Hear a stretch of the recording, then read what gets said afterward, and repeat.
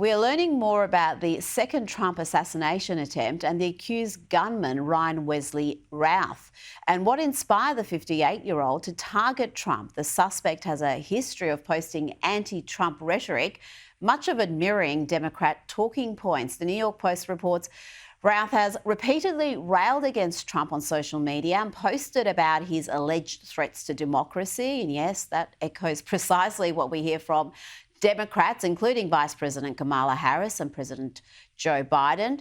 The suspect wrote, "Democracy is on the ballot and we cannot lose." Sound familiar? Word for word what we hear from Democrat leadership. He also posted, "We cannot afford to fail. The world is counting on us to show the way."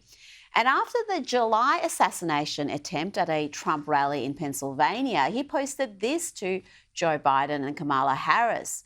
He wrote, "You should visit the victims in the hospital of the Trump rally victims and attend the funeral of the firemen that died.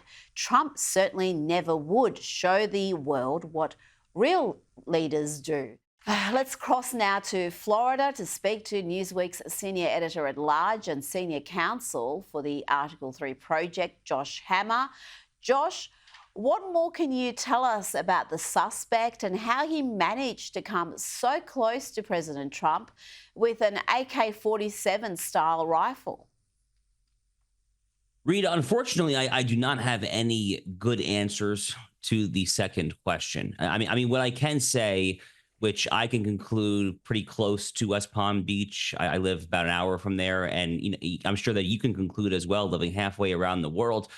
The Secret Service clearly has not learned any of the relevant lessons whatsoever from the near miss, the near assassination of Donald Trump in Butler, Pennsylvania in July 13. Now, I saw some people saying that Donald Trump playing a round of golf at Trump International, West Palm Beach, was an off-the-record, off-the-books trip.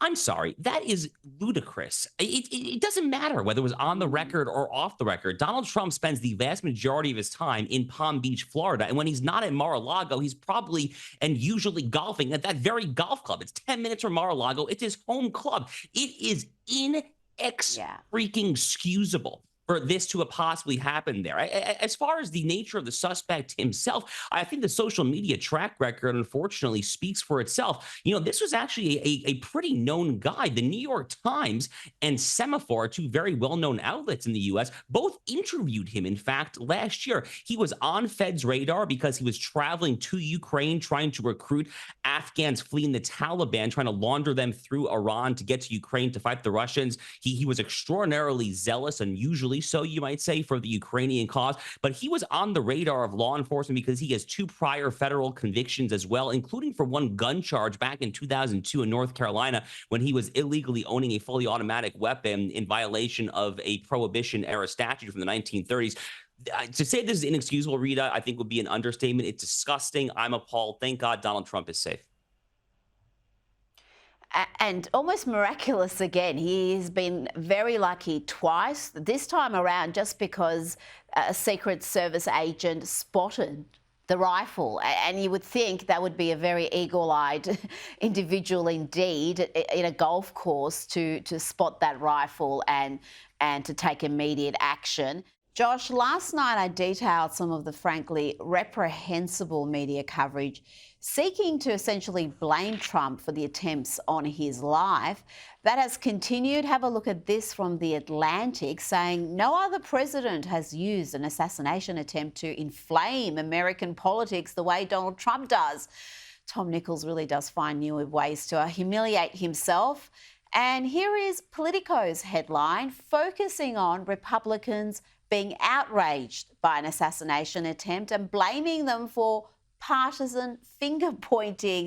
Well, there's only one side having its candidate targeted by political operatives in the justice system, not to mention the two assassination attempts in as many months.